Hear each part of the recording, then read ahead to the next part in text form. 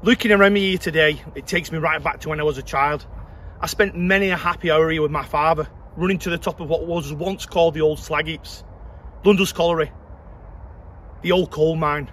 Here in Wigan, it was the foundation, the building blocks of the industrial age. The cotton mills, the coal mines, the Blundell family, who employed hundreds of workers in what we would class as terrible conditions.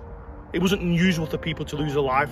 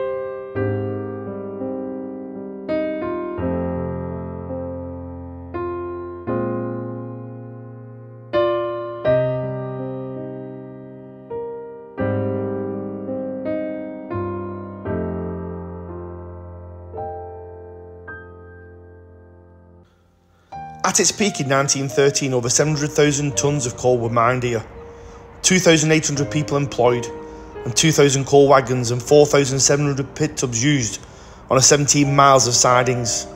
Underground, 270 pit ponies drew the coal tubs to the pit shafts.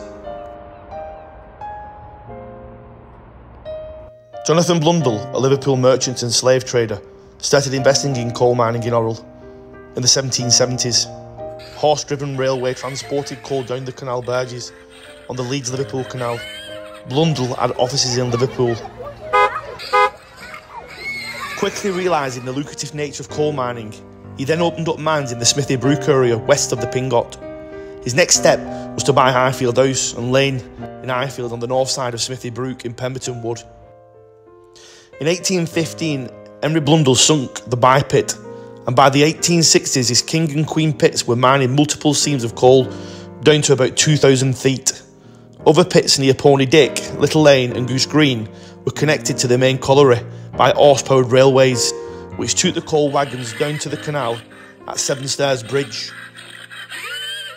By 1848 the colliery lines began to be connected to the mainline railway near Pemberton Station.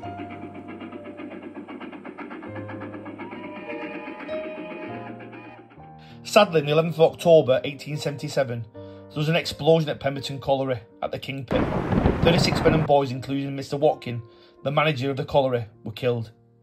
Mr. Watkin had been appointed when the former manager, William Greener, was killed by a fall of roof whilst on a visit to Rainford Colliery on the 9th of July 1865. The explosion took place shortly after 1 PM and help was called for from neighbouring collieries.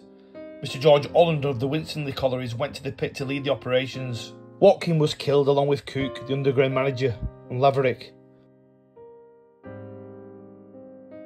Soon after 2 PM, Messrs. Watkin, Cook and Laverick descended the pit and went forward with the hope of saving lives, leaving Messrs. Crosley Wood, Ashurst and others behind.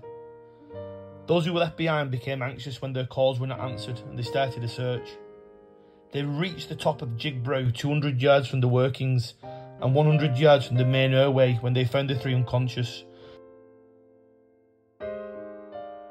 Cook had been leading with the other two close behind. They were found facing the shaft as though they were coming out of the pit and had been overcome by the afterdamp. The party sent a man to the surface to get medical help, and Mr. Burnish of Wigan and Messrs. Johnson and Hartley of Pemberton, who were all surgeons, volunteered to go down the pit. They were taken to the place where the three lay. After 2 hours of artificial respiration with no results, the three were pronounced dead.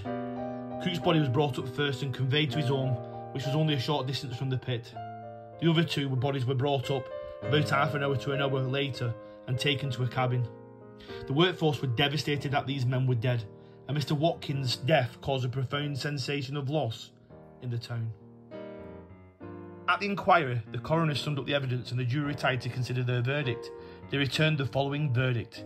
The men were killed by an explosion of fire damp in the Wigan 9-foot mine at Messrs. Blunder's Colliery. There is no evidence of neglect by the owners, managers or the work people. On the contrary, everything had been done for their safety with no lack of expense. The jury are of the opinion that it was caused by a blown-out shot in Rutter's Place. We recommend that blasting be done when the ordinary work people have left the mine. After the accident, blasting was carried out at the mine only during the night.